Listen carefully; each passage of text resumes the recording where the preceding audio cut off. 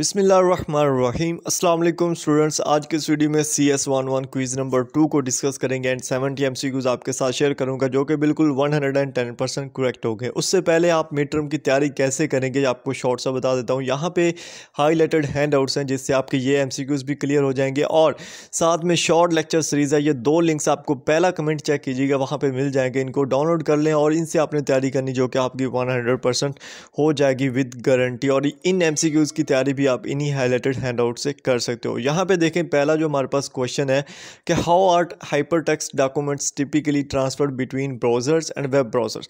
Browser और web browser के दरमियान जो हाइपरटेक्स्ट डॉक्यूमेंट्स होते हैं उनको कैसे ट्रांसफर किया जाता है। तो इसके लिए हमारे पास एक प्रोटोकॉल यूज होता है जिसका नाम है हाइपरटेक्स्ट ट्रांसफर प्रोटोकॉल, जिसको हम HTTP भी बोलते हैं। ठीक है, HTTP हाइपरटेक्स्ट ट्रांसफर प्रोटोकॉल ये यूज होता है डिफरेंट ब्राउजर और वेब ब्राउजर के दरमियान डॉक्यूमेंट्स को ट्रांसफर करने के लिए। सेकंड क्वेश्चन है कि in non privileged mode CPU have access to instructions. जो नॉन प्रिविलेज्ड मोड होता है उसको उसमें CPU की कितनी इंस्ट्रक्शंस होती है, तो उसको जो लिमिटेड और एक्सेप्टेबल इंस्ट्रक्शंस होती है ना, जस्ट उन तक उसकी एक्सेस होती है जो लिमिटेड हो और एक्सेप्टेबल हो। इसका ए ऑप्शन राइट ऑप्शन है। क्वेश्चन 3 है कि what is the purpose of the try it yourself button on the W3 school platform. अगर आपने W3 स्कूल प्लेटफॉर्म यूज़ किया तो वहाँ पे आपको ट्राई इट योरसेल्फ का एक ऑप्शन नज़र आता है। जो भी आप लैंग्वेज ओपन करते हो C++ या HTML कोड, तो वहाँ पे उसका फंक्शन बेसिकली होता है कि आप अपना कोड वहाँ पे डिस्प्ले करो और उसकी आउटपुट वो आपको राइट साइड पे दिखा देता है,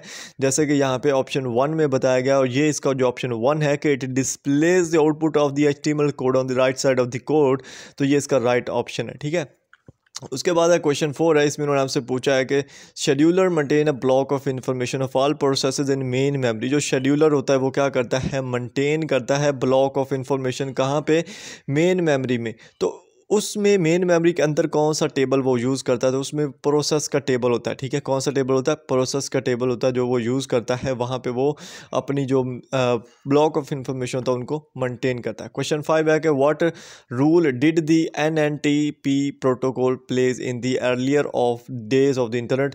जब शुरू के दिन थे इंटरनेट के, तो जो NNTP का प्रोटोकॉल था वो क्या परफॉर्म करता था। तो NNTP बेसिकली इसका अगर आप एक्रोनिम देखो तो इसका मतलब होता है network news transfer protocol. Network news, तो ये क्या करता है, न्यूज़ को ट्रांसफ़र करता था। तो ये एक network news of transfer protocol है। ठीक है, डी ऑप्शन इसका राइट ऑप्शन है। ठीक है, ये जो इनके होता है ना फुल नेम और हाफ नेम जो होता है ये आपको आने चाहिए। ठीक है, उसके बाद है कि which networking device primarily operates by transmitting signals between the signal buses without interpreting the signals content. ठीक है, सिग्नल कंटेंट को बगैर इंटरप्रेट किए कौन सी जो ऐसी डिवाइस है जो ट्रांसमिट करती है सिग्नल्स को ओरिजिनल बसेस के दरमियान। तो ये रिपीटर्स होते हैं जो क्या करते हैं, ओरिजिनल बसेस के दरमियान सिग्नल्स को ट्रांसमिट कर रहे होते हैं। ठीक है, सी ऑप्शन जो है ना यहाँ पे हमारे पास इसका करेक्ट ऑप्शन है। ठीक है, उसके बाद देखें यहाँ पे मैं थोड़ा सा इसको ऐसे कर देता हूँ। ठीक है, अब यहाँ पे जो हमारे पास क्वेश्चन है कि ईच रूटर मेंटेन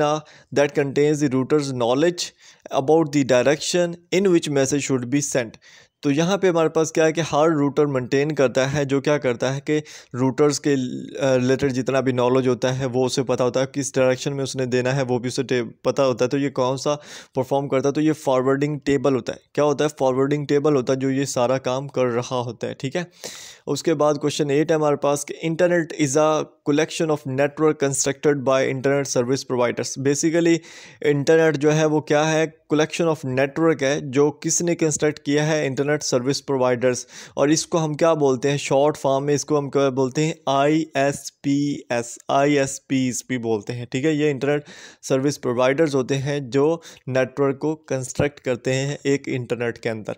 उसके बाद हमारे पास XML स्टैंड्स फॉर। जो XML होता है इसका फुल फॉर्म क्या होती है, extensible markup language. Extensible markup language ये आपको आना चाहिए। ठीक है, ए ऑप्शन इसका राइट है। ठीक है, तो यहाँ पे देखें क्वेश्चन है हमारे पास कि the CPU needs at least to retrieve an instruction from main memory. Main memory से इंस्ट्रक्शन को रिट्राइव करने के लिए CPU को कितने नैनो सेकंड्स रिक्वायर हैं। सिंपल मैं आपको हैंड आउट से दिखाना चाहूँगा। ये बहुत ही इंपॉर्टेंट क्वेश्चन है यार, इसको मैंने बड़ा कंफर्म किया क्योंकि कंफ्यूज करता है। यहाँ पे देखें least 2 nanoseconds for the CPU to fetch an instructions from main memory. यहाँ पे साफ लिखा हुआ है कि 2 nanoseconds चाहिए CPU को फैच करने के लिए। फैच और रिट्राइव जो ये दो लफ्ज़ हैं, दोनों का मतलब यही होता है कि कोई चीज़ लाना, ब्रिंग करना, ले आना, कोई चीज़ गो बैक करना, तो ये होता है इनका मानी। तो यहाँ पे जो इसका राइट आंसर आएगा ना वो 2 आएगा, 2 nanoseconds इसका राइट आएगा। ठीक है, मैं इसमें बहुत कंफ्यूज हुआ खुद,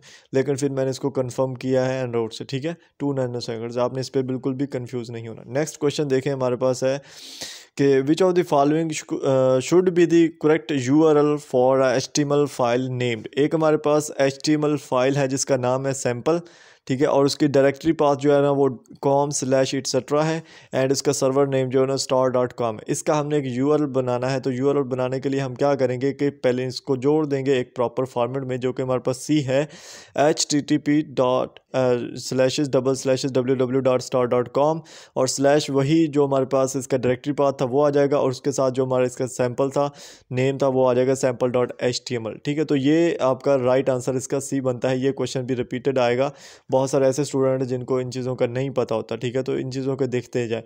उसके बाद है कि each time on IP network layer at a message origin prepares a pocket.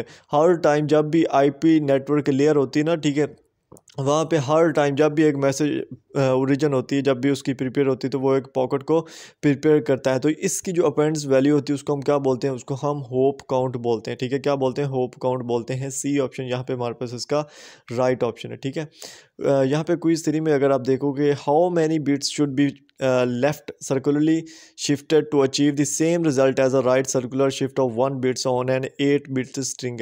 अभी देखें यहाँ पे वो क्या कह रहे हैं कि आपने लेफ़्ट अगर सर्कुलरली, ठीक है, लेफ़्ट यानी कि जो सर्कल होता है उसके आप लेफ़्ट शिफ्ट करना चाहते हो बिट्स को, तो कितने आप उसको सर्कुलर में घुमाओगे कि हमारे पास जो राइट करने से आता है वो रिज़ल्ट आ जाए। तो हमारे पास 7 आएगा। ठीक है, 7 टाइम अगर हम उसको लेफ़्ट सर्कुलरली शिफ्ट करें तो हमारे पास जो उसका सेम रिज़ल्ट होगा जैसे हम उसको राइट सर्कुलर में कर रहे थे वो आ जाता है। ठीक है, उसके बाद है OSI stands for. OSI basically stand क्या करता है, ओपन सिस्टम इंटरकनेक्शन। देखें जितने भी क्विज़ आ रहे हैं उनमें चौथे से पाँचवें क्विज़ में कोई ना कोई वो ये पूछ रहा है जहाँ पे उसकी फुल फॉर्म पूछ रहे हैं या उसकी शॉर्ट फॉर्म, तो ये लाजमी आपने करने हैं जो जो हाईलाइटेड हो मेरे हैंडआउट्स में। ठीक है, तो ए ऑप्शन यहाँ पे हमारे पास इसका राइट है कि OSI stands for open system interconnection. Question 5 है कि what is the term for dynamically allocating tasks to processes and ensure efficient usage. ठीक है, यहाँ पे देखें कि लिखा हुआ है कि term dynamically allocating tasks to processes, यानी कि आपके जो इतने भी प्रोसेस होंगे उनको आस्ता आस्ता थोड़ा थोड़ा जो है ना वो काम अगले अगले प्रोसेस को देखते जाना है और वो टास्क पूरा करते जाएंगे। तो इस पूरे को हम क्या बोलते हैं, लोड बैलेंसिंग बोलते हैं। जब भी हमारे कंप्यूटर पर लोड पड़ता है या किसी ऐसे सॉफ्टवेयर पर लोड पड़ता है तो वो ये वाली टर्म यूज़ करता है और उससे उसका लोड कम होता है और जो टास्क होते हैं वो सेवरल प्रोसेस में डिवाइड हो जाते हैं। ठीक है, उसके बाद क्वेश्चन 6 है कि what if 15 is divided by 5 using repetitive subtraction, how many steps it involves. देखें कि 15 है और उसको हम 5 से डिवाइड कर रहे हैं, तो कितने रिपीटेटिव कितनी दफ़ा डिवाइड करें कि वो जो है ना वो 0 तक आ जाए। तो आप ये देखो कि 15 से आपने 5 को 3 दफ़ा करना है, सॉरी आपने मतलब 0 लाया नहीं, तो 15 से आप एक दफ़ा 5 मनफी करेंगे 10 आ जाएगा, 10 से 5 मनफी करेंगे 5 आ जाएगा, 5 से मनफी करेंगे 0 आ जाएगा। तो 0 तक लाने के लिए हमने 15 को 5 पे डिवाइड किया कितनी दफ़ा बोला, 3 दफ़ा। ठीक है, सिंपल, मैंने आपको छोटा सा जो असल रियल वे है उसमें बताया है। डी ऑप्शन यहाँ पे हमारे पास राइट है। वैसे आप 5 3 15 भी कह सकते हो सिंपल लफ्ज़ों में। उसके बाद है हमारे पास कि an important task performed by operating system is to protect the computer resources from access by unauthorized personnel through the establishment of for authorized users। ठीक है, कंप्यूटर रिसोर्सेज की जो एक्सेस होती है ना उसको अनऑथोराइज्ड पर्सनल जो होते हैं, जो मतलब कि उनका ऑनर नहीं होते, उनके हाथों से उनके एक्सेस में जाने से बचाने के लिए हम क्या करते हैं, ऑथोराइज्ड यूज़र्स के लिए कुछ चीज़ें बनाते हैं जिनको हम क्या बोलते हैं, अकाउंट्स का नाम देते हैं। क्या बोलते हैं, अकाउंट्स। बी ऑप्शन यहाँ पे हमारे पास इसका राइट ऑप्शन है। ठीक है, उसके बाद है what is the main purpose of bridge in a network. Network में जो ब्रिज होती है उसका क्या पर्पस होता है। बेसिकली आपको मैं बताऊं, जो एक होती है बस और एक होती है ब्रिज। बस जो होती है वो दो जो मेन मेमोरीज होते हैं उनको, दो सीपीयू आप कह सकते हो, उनको कनेक्ट करती है। लेकिन ब्रिज मल्टीपल चीज़ों को कनेक्ट करती है और फिर उनमें फ़िल्टर करती है और जो मैसेज होते हैं उनको फॉरवर्ड करती है उनके जो डेस्टिनेशन एड्रेसेस होते हैं, या लाइक कि ये चीज़ इस जगह पर जाएगी तो वो उस डेस्टिनेशन देती है उस तमाम प्रोसेस को। तो ए ऑप्शन इसका बिल्कुल राइट ऑप्शन है अकॉर्डिंग टू हैंडआउट्स। ठीक है, उसके बाद है हमारे पास the configuration is popular in wireless network where communication is conducted by means of radio broadcast.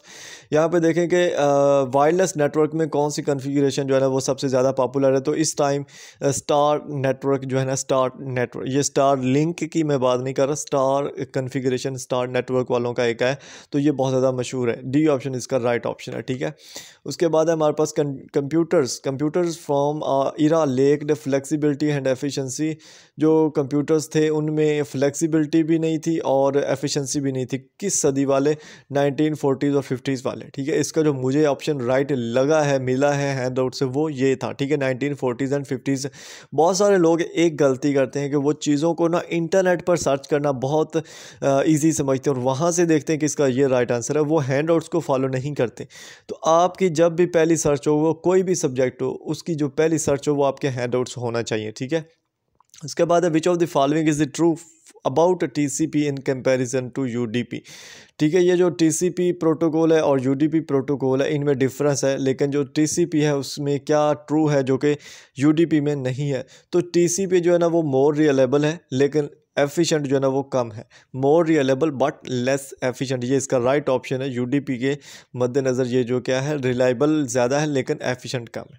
उसके बाद है हमारे पास ये कि CPU required at least to fetch the instruction from an main memory. तो यहाँ पे देखें मैंने इसका राइट आंसर लगाया, जो मैंने आपको पहले भी बताया कि fetch the instruction from main memory, तो यहाँ पे 2 नैनो सेकंड्स आएगा। ठीक है, अभी एक चीज़ आपने गौर की होगी, दोनों में थोड़ा सा डिफरेंस था। दो हमने पहले जो ऊपर किया था वहाँ पे, यहाँ पे फैच की जगह पे लिखा हुआ था रिट्राइव एन इंस्ट्रक्शन। ठीक है, रिट्राइव एन, यहाँ पे दी की जगह पे एन था, तो वहाँ पे जो है ना वो 1 नैनो सेकंड ही राइट आंसर बनेगा। ठीक है, क्या बनेगा वहाँ पे? 1 नैनो सेकंड ही राइट आंसर बनेगा जब इस तरह की स्टेटमेंट आपके पास आती है और जिसमें ये लिखा हुआ होता है कि fetch the instruction from the memory. तो क्या आएगा आपका? 2 नैनो सेकंड आएगा, क्योंकि ये स्टेटमेंट आपके हैंडआउट्स के अकॉर्डिंग है और एक इंस्ट्रक्शन को रिट्राइव करने के लिए आपको 1 नैनो सेकंड का ही टाइम लगेगा। ठीक है, समझ आ रही? आई होप क्लियर हो गया होगा। ठीक है, उसके बाद है F T P could check all incoming files for the presence of non viruses and block all infected files. कौन सी एफटीपी प्रोटोकॉल है जो जो कमिंग फाइल्स होती हैं उनको चेक करता है, उनमें वायरस हो या और कोई इन्फेक्टेड फाइल्स हो तो उनको ब्लॉक कर देता है। तो ये वाला जो हमारे पास होता है ये होता है एफटीपी प्रॉक्सी सर्वर। ठीक है, FTP proxy server basically file transfer protocol proxy server इसको बोलते हैं, जिसमें हम फाइल्स ट्रांसफ़र करते हैं तो उसमें ये चेक कर लेता है कि उनमें वायरस है या नहीं। उसके बाद है right circular shift of 3 beads on a string. एक स्ट्रिंग है, उस पर 3 बिट्स की एक राइट सर्कुलर शिफ्ट है जो कि 8 बिट्स के इक्वल बनती है। तो हम उसको लेफ़्ट सर्कुलर शिफ्ट अगर शो करवाना चाहें तो वो कितनी बिट्स होंगी? तो वो 5 होंगी। ठीक है, 5 बिट्स में वो लेफ़्ट सर्कुलर शिफ्ट बन जाएगी as equal to 3 bits of right circular. ठीक है, उसके बाद हमारे पास कि the value of program counter is an example of. Value जो होती है ना प्रोग्राम काउंटर की, वो किस स्टेट की एग्जांपल होती है? तो वो प्रोसेस स्टेट जो होता है ना उसकी एग्जांपल होती है। ठीक है, ये राइट आंसर इसका डी है, प्रोसेस स्टेट। ठीक है, क्वेश्चन 6 है an internet is a collection of. जो इंटरनेट है ये कलेक्शन है नेटवर्क ऑफ नेटवर्क्स। ठीक है, नेटवर्क ऑफ नेटवर्क का कलेक्शन है इंटरनेट। बी ऑप्शन यहाँ पे हमारे पास राइट ऑप्शन।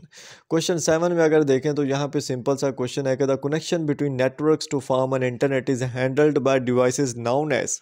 ठीक है, जो नेटवर्क के दरमियान कनेक्शन है इंटरनेट और नेटवर्क के दरमियान, उसको हैंडल कर रहा है, कौन हैंडल कर रहा है? उसको रूटर्स हैंडल करते हैं। कौन हैंडल करता है? रूटर्स। डी ऑप्शन जो है ना हमारे पास इसका राइट ऑप्शन। उसके बाद है कि a process is an activity. एक जो प्रोसेस होता है वो बेसिकली क्या एक्टिविटी होती है? तो वो डायनेमिक होती है। ठीक है, a process is a dynamic activity. ठीक है, सी ऑप्शन जो है ना यहाँ पे राइट ऑप्शन है। उसके बाद जनाब अच्छा, पहला क्वेश्चन है कि how does the multicast differ from anycast in handling data distribution. देखें, जो मल्टीकास्ट होता है नाम से ज़र करता है multi, it involves direct communication between pairs. ये एक तो डायरेक्ट कम्युनिकेशन करता है, दूसरा ये बिटवीन पेयर्स होता है, यानी कि काफ़ी ज़्यादा होते हैं। लेकिन जो यूनिकास्ट होता है वो सिर्फ और सिर्फ एक में होता है। जैसे यहाँ पे ये वाला जो ऑप्शन है ना, ये यूनिकास्ट के लिए है कि it involves one sender and one receiver. तो ये यूनिकास्ट के लिए बी ऑप्शन यहाँ पे हमारा इसका राइट ऑप्शन है बिल्कुल। और उसके बाद है द टर्म यूजेस फॉर, ठीक है, the term uses for removing process from process table. ठीक है, प्रोसेस टेबल से प्रोसेस को रिमूव करने के लिए जो टर्म हम यूज़ करते हैं बेसिकली उसको हम किलिंग बोलते हैं। ठीक है, इसको रिमूविंग या डिलीटिंग नहीं बोलें, इसको हम किलिंग बोलते हैं। ठीक है, ये ए ऑप्शन इसका राइट ऑप्शन।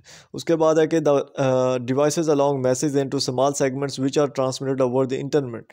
ये क्या करता है कि डिवाइड्स करता है लॉन्ग मैसेज को स्मॉल मैसेज में और फिर उसको इंटरनेट पे ट्रांसफ़र करता है। तो ये होती है ट्रांसपोर्ट लेयर। ठीक है, ट्रांसपोर्ट लेयर क्या करती है कि लॉन्ग मैसेज को शॉर्ट मैसेज में डिवाइड करके फिर उसको इंटरनेट पे ट्रांसफ़र कर देती है। ये जो लेयर है ना, 4 लेयर्स हैं, ये बहुत ही ज़्यादा इंपॉर्टेंट है आपके मिड टर्म के लिए। इनको अच्छे से करना है, एमसीक्यूज़ के लिए भी, शॉर्ट क्वेश्चन, लॉन्ग क्वेश्चन के लिए भी। ठीक है, उसके बाद है what is the primary function of simple mail transfer protocol SMTP, simple mail transfer protocol in the context of email. Email की कॉन्टेक्स्ट में अगर इसका हम फंक्शन देखें तो ये बेसिकली टेक्स्ट जो मैसेज होते हैं उनको ट्रांसफ़र करता है। क्या करता है? टेक्स्ट मैसेज को ट्रांसफ़र करता है ऑन ईमेल। ठीक है, उसके बाद हमारे पास क्वेश्चन के the small segments of long message in terms of computer networks. ये क्वेश्चन रिपीट हुआ है कि जो लॉन्ग मैसेज के स्मॉल सेगमेंट्स होते हैं कंप्यूटर नेटवर्क के अंदर, उनको हम क्या बोलते हैं? उनको हम पॉकेट्स बोलते हैं। ठीक है, जो स्मॉल सेगमेंट्स होंगे उनको हम पॉकेट्स बोलेंगे। डी ऑप्शन यहाँ पे हमारे पास इसका राइट ऑप्शन है। उसके बाद देखें जनाब के if a process trying to enter a critical region finds the semaphore in its state it must until the semaphore is cleared. तो यहाँ पे देखें कि एक प्रोसेस जो है ना वो अपनी क्रिटिकल रीजन के अंदर इंटर होना चाहता है सीमाफोर को फाइंड करके। इस सेट स्टेट में वो तब तक सीमाफोर को यानी कि नहीं इंटर हो सकता जब तक कि वो वेट नहीं करता कि जो पहले वाला सीमाफोर है वो क्लियर हो जाए। यानी कि प्रोसेस है वो अपने रीजन में इंटर होना चाहता है, लेकिन उससे पहले एक प्रोसेस ऑलरेडी चल रहा है, तो वो जब तक ख़त्म नहीं होगा वो इंटर नहीं हो सकता। तो ए ऑप्शन इसका राइट ऑप्शन है कि it must wait until the semaphore is cleared. इस क्वेश्चन 7 में देखेंगे to control access to the printer and they must keep track of whether the printer has been allocated और not. ठीक है, printer जो है to control access to the printer, access करने के लिए प्रिंटर के साथ क्या चीज़ है जो ट्रैक पर रखनी चाहिए कि प्रिंटर जो है ना वो एलोकेट हो जाए या ना हो। तो इसके लिए ऑपरेटिंग सिस्टम का यूज़ किया जाता है। ठीक है, जो प्रिंटर का ऑपरेटिंग सिस्टम है उसको जो है ना वो ट्रैक पर रखने के लिए। ठीक है, तो ए डी ऑप्शन यहाँ पे हमारे पास इसका राइट ऑप्शन है। ठीक है, उसके बाद क्वेश्चन 8 है कि the process of breaking tasks into sub tasks that match the available processes is known as. बड़े टास्क्स है उनको छोटे टास्क्स में तकसीम करने का जो प्रोसेस होता है जो कि अवेलेबल प्रोसेस से जाके मैच कर जाते हैं, उसको हम क्या बोलते हैं? स्केलिंग बोलते हैं। ठीक है, बेसिकली दो आपके पास प्रोसेस यूज़ होते हैं, एक होता है लोड बैलेंसिंग और एक होता है स्केलिंग। ये कब यूज़ होते हैं? जब आपके पीसी पे, जब आपके सीपीयू में बहुत ज़्यादा प्रेशर पड़ जाए काम का, ऊपर से बहुत ज़्यादा यानी कि काम कर रहे हो, तो उसमें क्या होता है कि वो डिफरेंट टास्क्स को सब टास्क्स में अगर डिवाइड करके मैच करता है जो जो अवेलेबल प्रोसेसर हो उसके साथ, तो वो स्केलिंग कहलाता है। और लोड बैलेंसिंग में ये होता है कि वो जितने भी होते हैं यानी कि टास्क्स, ठीक है, उनको आगे जो सब प्रोसेसर्स होते हैं ना उन तक पहुंचाता है। हर प्रोसेस एक अपना टास्क कंप्लीट करता जाता है और इस तरह से जो है ना वो बैलेंस जो होता है वो सारा लोड हो जाता है। ठीक है, और मतलब कि वो तकसीम हो जाता है और इजीली रिट्राइव कर जाता है वहाँ पे। विच of the following control protocol is not associated with the transfer of email message. जब भी आप ईमेल मैसेज कर रहे हो तो वहाँ पे कुछ प्रोटोकॉल जो होते हैं वो अटैच होते हैं, जिसमें हमारे पास SMTP होता है और POP3 होता है, IMAP होता है। लेकिन उसमें एक ऐसा होता है जो आपके ईमेल मैसेजिंग में बिल्कुल भी यूज़ नहीं होता, वो होता है MIME। बेसिकली ये एक एक्सटेंशन होती है। ठीक है, ये कोई प्रोटोकॉल नहीं होता, ये एक एक्सटेंशन होती है, तो इसलिए ये एसोसिएट नहीं करता ईमेल वाले जितने भी प्रोटोकॉल्स हैं उनमें। उसके बाद है what does multi programming and implement. जो मल्टी प्रोग्रामिंग होती है वो इम्प्लीमेंट क्या कहता है, टाइम शेयरिंग का, ठीक है, बस ये इसका राइट आंसर है डी, टाइम शेयरिंग पर इम्प्लीमेंट करता है। ये आपके हैंडआउट्स में सेम एस मिल जाता है आपको। उसके बाद है इन अ टाइम शेयरिंग और multi tasking system the dispatcher divides time into short segments. ठीक है, देखें क्या कर रहा है कि टाइम शेयरिंग है या मल्टीटास्किंग सिस्टम है जिसमें डिस्पैचर जो है वो डिवाइड कर देता है आपके टाइम को शॉर्ट सेगमेंट्स में। ठीक है, आपके टाइम को डिवाइड कर रहा है शॉर्ट सेगमेंट्स में। तो जब आप टाइम को डिवाइड करते हो तो वो क्या होगा कि उसका स्लाइस बन जाएगा। लाइक आप ये कह रहे हो कि आप किसी चीज़ को टुकड़ों में तकसीम कर रहे हो तो उसके स्लाइसेस बन गए। अब यहाँ पे टाइम डिवाइड हो रहा है तो टाइम के स्लाइसेस बन गए, तो यहाँ पे ए ऑप्शन इसका राइट आएगा, टाइम स्लाइसेस। ये आपको थोड़ा सा याद रखने के लिए बार बोल रहा हूँ इस तरह से। ठीक है, उसके बाद है TLD स्टैंड्स फॉर। TLD का मतलब होता है टॉप लेवल डोमेन्स। ठीक है, टॉप लेवल डोमेन्स, ये आपको पता होना चाहिए। ठीक है, उसके बाद है हमारे पास what is the term of dynamically allocating tasks to processes to ensure efficient usage. ठीक है, डायनामिकली जो है ना उनको एलोकेट करना टास्क्स को प्रोसेसेस की तरफ, तो वो कौन सी एफिशिएंट चूज यहाँ पे यूज़ की जाती है, तो वो लोड बैलेंसिंग की जाती है, जैसे मैंने आपको पहले भी बताया। ठीक है, तो इसमें लोड बैलेंसिंग का यूज़ होता है। उसके बाद है कि which of the following protocol helps to store the email message on the email server machine है while retrieving email message from the server machine. अब यहाँ पे देखें, उन्होंने थोड़ा सा गौर से देखिएगा, यहाँ पे उन्होंने ये बोला है store the email message on email server machine. ठीक है, तो जो ईमेल सर्वर मशीन होता है वहाँ पे मैसेज को स्टोर करने के लिए हमारे पास जो बेस्ट प्रोटोकॉल यूज़ होता है वो होता है IMAP। ठीक है, IMAP। और जो ये दूसरा होता है ना, एक और होता है ये ईमेल सर्वर मशीन पर जब आप मैसेज को, यहाँ पे देखें ईमेल सर्वर मशीन, वहाँ पे सर्वर मशीन पे जब आप मैसेज को स्टोर कर रहे हो तो IMAP यूज़ होगा। लेकिन अगर आप ईमेल को मेन मेमोरी या कंप्यूटर में स्टोर कर रहे हो तो यहाँ पे POP3 होता है, ये यूज़ होता है। ठीक है, लेकिन यहाँ पे सर्वर मशीन है तो डी ऑप्शन हमारे पास राइट है। उसके बाद ट्रांसफ़र ऑफ डाटा सिक्वेंशली। ठीक है, मतलब कि एक डाटा ट्रांसफ़र हुआ, उसके पीछे दूसरा, उसके पीछे तीसरा, उसके पीछे चौथा, तो इसको क्या बोलते हैं हम, सीरियल बोलते हैं, सीरियल कम्युनिकेशन बोलते हैं इसको। ठीक है, सीरियल कम्युनिकेशन। ओके हो गया। उसके बाद हमारे पास क्वेश्चन 6 है कि what is the full form of CGI। CGI इसका क्या होता है, common gateway interface, common gateway interface. D option इसका राइट है। ठीक है, ये देखें मैं आपको बार बार बता रहा हूँ कि कितनी फुल फॉर्म जो है ना वो ऑप्शन में आपके आ रही है। ठीक है, उसके बाद है कि one of the method use to gain highly privileged access to the operating system is by identifying one self as the during the login procedure. तो प्रिविलेज्ड एक्सेस जब भी आप हासिल करना चाहते हो ऑपरेटिंग सिस्टम के अंदर तो आपको खुद को जो है ना वो आइडेंटिफाई करवाना पड़ता है एज आ सुपर यूज़र। ठीक है, क्या भला, एज आ सुपर यूज़र या एडमिनिस्ट्रेटर भी इसका ऑप्शन आता है, सुपर यूज़र या एडमिनिस्ट्रेटर, ताकि आप उस लॉगिन प्रोसीजर में जो है ना वो आइडेंटिफाई करवा सको खुद को और एक्सेस हासिल कर सको प्रिविलेज्ड मोड की। उसके बाद है CPU design for multi programming system save the process state which includes the value of the program counter and contents of the registers. ठीक है, बेसिकली CPU क्या डिज़ाइन करते हैं, मल्टी प्रोग्रामिंग सिस्टम जो क्या करते हैं आपके जो प्रोसेस स्टेट होता है उसको बचाते हैं और उसमें जो प्रोग्राम काउंटर की वैल्यू होती है वो इंक्लूड करते हैं और उसमें जो कंटेंट ऑफ रजिस्टर्स होता है, ठीक है, कंटेंट ऑफ रजिस्टर्स होता है वो आपके इंक्लूड करके आपको क्या कर देते हैं कि एक पूरा सही जो होता है वो पूरा ऑपरेटिंग सिस्टम वो बन जाता है इससे। ठीक है, उसके बाद है हमारे पास कि what type of streaming is prevalent and most application today where user expect to view और listen to media at chosen time. देखें यहाँ बेसिकली स्ट्रीमिंग की बात हो रही है और स्ट्रीमिंग में जो मोस्ट पॉपुलर है आज के दौर में जिसमें व्यूवर क्या कर सकता है, देख भी सकता है और लिसन भी कर सकता है मीडिया को, तो वो कौन सी है, तो वो आपको पता है ऑन डिमांड स्ट्रीमिंग उसको हम बोलते हैं। क्या बोलते हैं, on demand streaming. B option इसका राइट है और इसमें आपके ऑडियो वीडियो जो स्ट्रीमिंग होती है वो आ जाती होती है। उसके बाद है ईथरनेट बेस्ड नेटवर्क फॉर बस typology makes use of for transmitting message. जो ईथरनेट होता है जिसमें हम बेस्ड नेटवर्क करता है बस टिपोलॉजी पे, वो क्या यूज़ करता है, तो क्या बनाता है सॉरी, तो वो CSMACD का प्रोटोकॉल बनाता है जिसमें हम ट्रांसमिट करते हैं मैसेज को CSMACD का। ठीक है, ये CSMACD और CA ये दो डिफरेंट एप्लीकेशंस हैं, सॉरी जो डेफिनेशंस हैं, इनको आपने अच्छे से करना है याद। नेक्स्ट क्वेश्चन है हमारे पास का, in a layer how does a switch differ from bridge in terms of conductivity. देखें स्विच और ब्रिज में क्या डिफरेंस है कंडक्टिविटी के तौर पे, तो हम यहाँ पे देख सकते हैं कि जो बस होता है सॉरी जो ब्रिज होती है वो आपको पहले बताया था, वो एक डेस्टिनेशन तक, जो आपके प्रोसेसर्स होते हैं उनको डेस्टिनेशन तक, लाइक आप फाइल को एक फोल्डर तक ले जाना चाहते हो तो उसमें वो हेल्प आउट करेगी।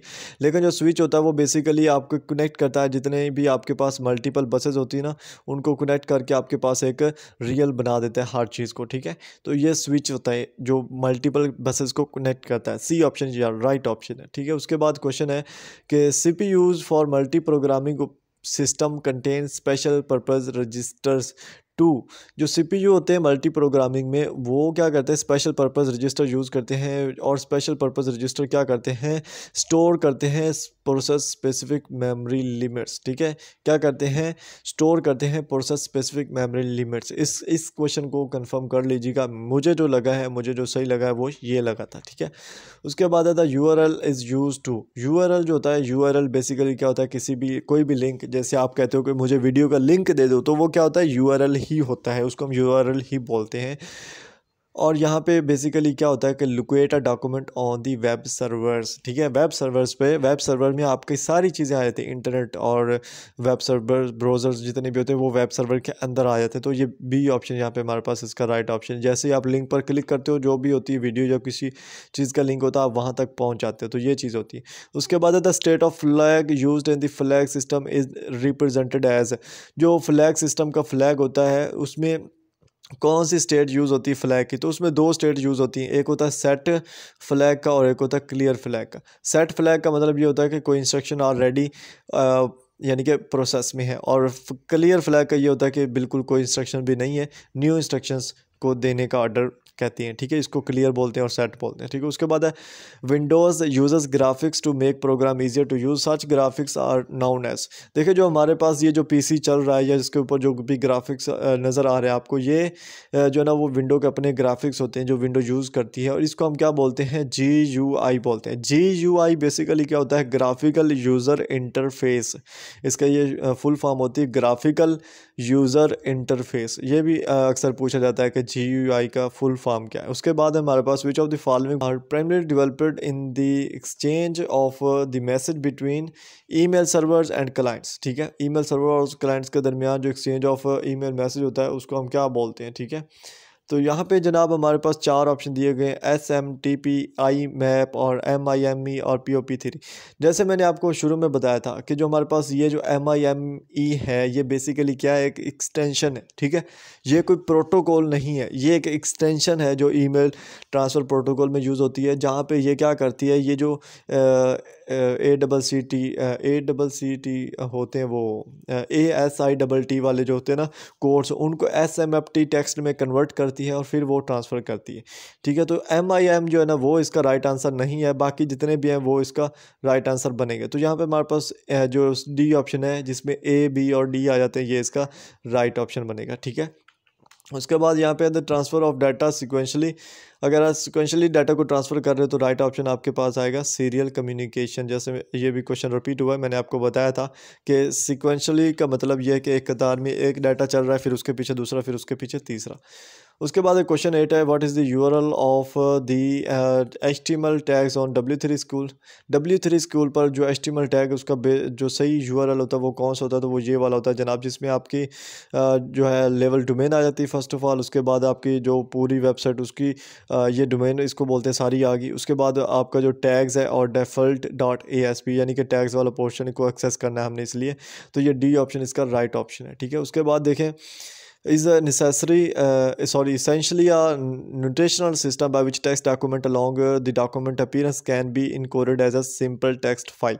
ये एक नोटेशनल सिस्टम है जिसमें हम क्या करते हैं, टेक्स्ट डॉक्यूमेंट को दूसरे डॉक्यूमेंट अपीयरेंस के साथ इनकोड करते हैं एज अ सिंपल टेक्स्ट। तो ये जो हमारे पास होता है ना HTML, ये यूज़ होता है हाइपर टेक्स्ट ट्रांसफर सॉरी ये दूसरा क्या बोलते हैं इसको, ये वो नहीं होता, ये HTML होता है, ठीक है, जो एक लैंग्वेज है पूरी की पूरी। तो इसमें हम जो होता है क्या करते हैं कि इन तमाम टेक्स्ट डॉक्यूमेंट्स को नोटेशनल सिस्टम के तौर पे एज अ रिप्रेजेंट्स कर रहे होते हैं। उसके बाद ये फीफो की फुल फॉर्म बोल रहे हैं, ठीक है, ये फीफा नहीं है, फीफो है, ठीक है, FIFO। इसके जो फुल फॉर्म होती है तो first in and first out same होता है, ठीक है, first in and first out. और एक होता है लीफो, ठीक है, वो होता है last in and last out, ठीक है, जहाँ पे फर्स्ट है बस वहाँ पे लास्ट आ जाता है, बाकी सेम रहता है। उसके बाद नेक्स्ट क्वेश्चन देख लेते हैं कि each time on IP network layer at a message region prepares a packet it appends a value called hop count. ये पहले भी आया कि हर IP नेटवर्क लेयर पे एक मैसेज रीजन प्रिपेयर करता है एक पॉकेट को, और इस पॉकेट की जो अपेंड्स वैल्यू होती है उसको हम क्या बोलते हैं, होप काउंट बोलते हैं। रिपीट हुआ है ये क्वेश्चन, ठीक है।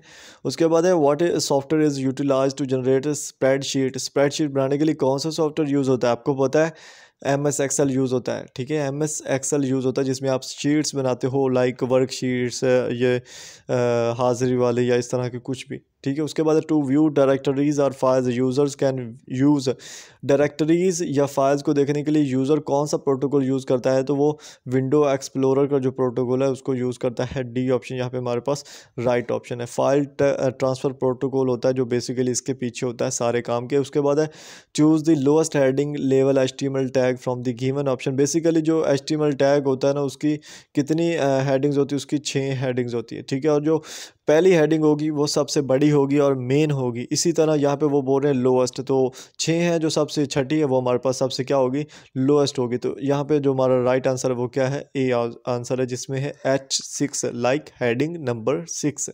उसके बाद है an interpret converts the CPU to privileged mode and transfer control to within the operating system. एक जो इंटरप्ट है वो CPU को प्रिविलेज्ड मोड में कन्वर्ट करता है और ट्रांसफ़र कंट्रोल करता है इंटरप्रेट हैंडलर को, ताकि वो क्या करे, ऑपरेटिंग सिस्टम के अंदर रहे। तो इसका राइट आंसर क्या बनता है, इंटरप्रेट हैंडलर, ठीक है। उसके बाद है हमारे पास what is the primary use of internet for an enormous portion of current traffic according to the statistics, ठीक है, जो अभी सबसे ज़्यादा और करंट ट्रैफिक यूज़ कर रही है इंटरनेट, वहाँ पे कौन सी जो है ना वो स्ट्रीमिंग यूज़ हो रही है कि ज़्यादा लोग उस चीज़ को देख रहे हैं, तो वो आपको पता है ऑडियो और वीडियो स्ट्रीमिंग है, जिसको सबसे ज़्यादा लोग अब भी देख रहे हैं। ऑडियो वीडियो आपको पता है, जिसमें ऑडियो में आपके MP3 आ गया और उसमें आपके ये FM रेडियोज़ वगैरह भी आ जाते हैं, और जो वीडियो उसका तो आपको फिर पता है, सारी वीडियो जितने भी सोशल प्लेटफॉर्म है। अगेन URL हमने देना है HTML टैग का जो कि W3 स्कूल का हो, तो ये वाला जो URL है जिसमें हमारे पास पूरी domain and her cheese clearly दिखाई दे रही है, ये हमारा इसका राइट आंसर है B। उसके बाद है कि if 5 is divided by 15 is divided by 5 using repetitive subtraction how many steps involves। तो आपको पहले भी समझाया था, इसको आप सिंपल बोल सकते हो 5 3 15। तो ये इसका 3 जो है ना, ये इसका राइट आंसर आएगा कि 3 दफ़ा अगर आप 15 में से 5 को सब्सट्रैक्ट करोगे तब भी 0 आ जाएगी, या फिर आप सीधा डिवाइड करोगे तब भी आ जाएगा, ठीक है। उसके बाद है क्या, the user the transport layer to send and receive message about the internet layer.